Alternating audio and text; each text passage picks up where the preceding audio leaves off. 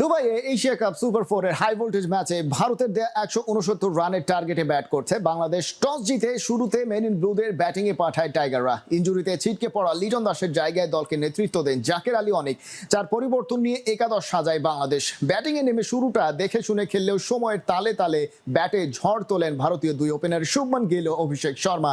বিনা উইকেটে পাওয়ার প্লেতে 72 রান তোলে ভারত। দলীয় 77 রানে ব্রেক থ্রু এনে দেন রিশাদ হোসেন।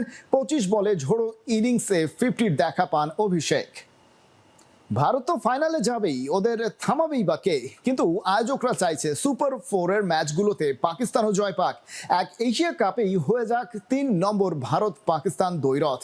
এই ব্যবসায়িক চাওয়াটা ভন্ডুল করে দিতে পারে বাংলাদেশ, আর সেটা সাইম আইয়ুব সালমান আঘাদের হারিয়ে। পাকিস্তানের বিপক্ষে টি-20তে বাংলাদেশের অবস্থান কি? রিপোর্টে বিস্তারিত। ক্রিকেটে আবার টাইগার কারা? বাংলাদেশ। শাহিন শাহ আফ্রিদি আন্তর্জাতিক ক্রিকেটে কাটিয়ে ফেলেছেন প্রায় বছর সাথে। ফরচুন বরিশালের হয়ে একবার খেলে এসেছেন বিপিএলও। তবুও প্রতিবেশী বাংলাদেশ ক্রিকেট টিমের নিকনেম যে টাইগার, সেটা জানেন না পাকিস্তানি পেসার। এটা মানতে পারছেন না অনেকেই। বাংলাদেশ দল কি পাকিস্তানের ওপর তাহলে খানিকটা নাখুশ হবে? ঘটনা খুব বড় কিছু নয়, তবে পাকিস্তানের ওপর নাখোশ হওয়ার আরো বড় এবং ভ্যালিড কারণ অবশ্য আছে। এশিয়া কাপে সর্বোচ্চ 3 বার যাতে ভারত পাকিস্তানের দেখা হয়, সেই চেষ্টা আয়োজকরা করে শুরু থেকেই। টুর্নামেন্টের ফরম্যাট আর ফিকচার সেভাবেই হয় সাজানো। সুপার 4-এ পাকিস্তান যখন ভালোই শ্রীলঙ্কাকে হারালো, অনেকেই ফেলেছেন স্বস্তির নিঃশ্বাস। টাইমস অফ ইন্ডিয়ার এই রিপোর্টটি দেখুন। সালমান আলী আঘাদের জয়ে ভারত পাকিস্তান ফাইনালের আশা বেঁচে রইল। তাহলে টুর্নামেন্টের বাকি দলগুলো যে এত কাঠখড় পুড়িয়ে এশিয়া কাপে খেলছে, ওরা কি সেখানে ঘাস কাটতে গেছে? ব্যাপক বিশাল অবিচার দিয়ে সাজানো এই বিজনেস প্ল্যান ভন্ডুল করে দিতে পারে লিটন দাসের বাংলাদেশ। সেটা সুপার 4-এ পাকিস্তানকে হারিয়ে। কাজটা যাতে সহজ না হয়, তার জন্য আয়োজকদের চেষ্টারও কোনো কমতি নেই।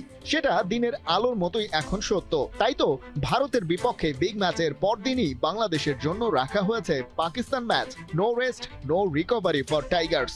এটা কি তামিম শামিমদের চাপে ফেলে পাকিস্তানকে বেনিফিট দেওয়ার কুটচাল নয়? বাংলাদেশের হেড কোচ ফিল সিমন্স ওসব ষড়যন্ত্র তত্ত্বের দিকে যাননি, তবে এসিসির ফিক্সচার নিয়ে বিরক্ত প্রকাশ করেছেন ঠিকই। আর হেড কোচের কথা মানেই তো বাংলাদেশ দলের কথা। It is extremely difficult to play back-to-back T20 matches, back-to-back ODIs. So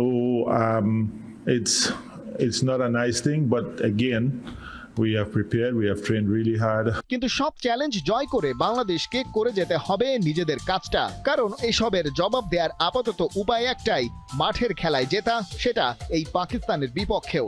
সেখানে অতীত পরিসংখ্যান অবশ্য চোখ গরম করে তাকাচ্ছে হৃদয় জাকের আলীদের দিকেই। 25 ম্যাচের মাত্র 5টাই জিততে পেরেছে টাইগাররা। তবে আসার কথা, ওই 5 জয়ের 2টো এসেছে বহুজাতিক টুর্নামেন্টে। 2016 সালের এশিয়া কাপ টি-20তে একবার, অন্যটা 2023-এ এশিয়ান গেমসের থার্ড প্লেস প্লে অফে। যদিও বৃষ্টির কারণে সেই ম্যাচের দৈর্ঘ্য নেমে এসেছিল 5 ওভারে। এই যে অতীত অঙ্কের হিসেব, এসব ক্ষেত্রে টাইগারদের বর্তমান হেড কোচের দর্শনটা একেবারেই আলাদা।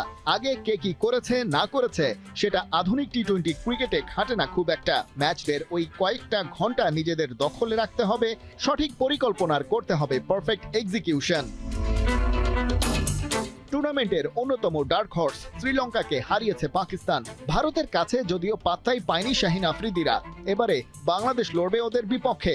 তবে একই সাথে টাইগারদের প্রতিপক্ষ হিসেবে দাঁড়িয়ে পুরো একটা সিস্টেম, যারা ভারত পাকিস্তান পলিটিক্যাল রাইভালরি কাজে লাগিয়ে ব্যবসা করতে চায়, বাকিদের সাথে করে ইনজাস্টিস। এ যাত্রায় বাংলাদেশের লড়াইটা ওই অর্থলোভী সিস্টেমের বিরুদ্ধেও। খালিদ জামিল, ৭১। বিসিবি নির্বাচন নিয়ে বিতর্ক চলছে। খসড়া ভোটার তালিকা প্রকাশের পর 30টা আপত্তিপত্র পড়েছে নির্বাচন কমিশনে। খোদ বিসিবি পরিচালক ইফতেখার রহমান মিঠুর অভিযোগ, নির্বাচন ঘিরে এমন অরাজকতা নাকি 40 বছরের ক্যারিয়ারে দেখেননি। নাহিয়ান বিন জসিমের রিপোর্ট। লাইফে আমি তো বলেছি 40 বছরে আমি এটা দেখিনি। এবার যা হচ্ছে, ভাবা যায় আসন্ন বিসিবি নির্বাচন ঘিরে খোদ আমিনুল ইসলামের বোর্ডের পরিচালকেরই অনাস্থা।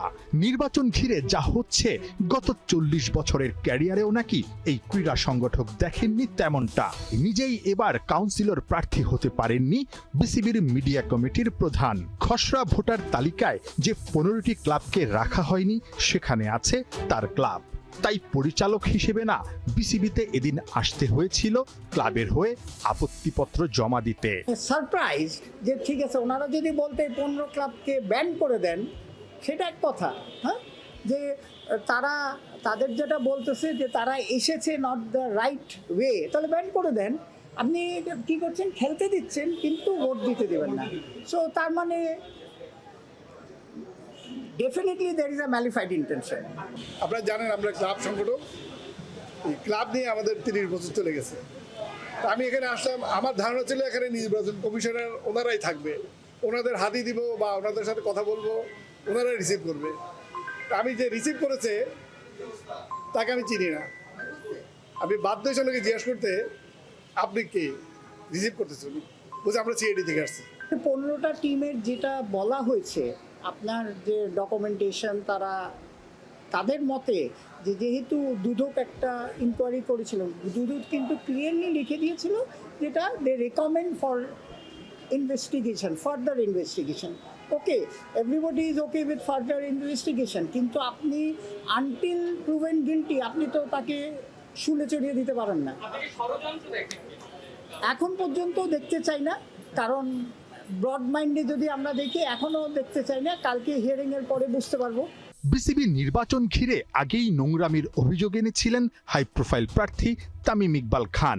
সরকারি হস্তক্ষেপ আর বিসিবি সভাপতির ক্ষমতার অপব্যবহারের শঙ্কা আরও জোরালো হয় যখন খসড়া ভোটার তালিকা প্রকাশ করা হয়েছে নির্দিষ্ট সময়ের 24 ঘন্টা পরে। বিসিবি নির্বাচন ঘিরে প্রতিদিনই নতুন নতুন নাটক মঞ্চস্থ হচ্ছে, তাই জাতীয় দলের ক্রিকেটারদেরও শঙ্কা ঘিরে ধরেছে।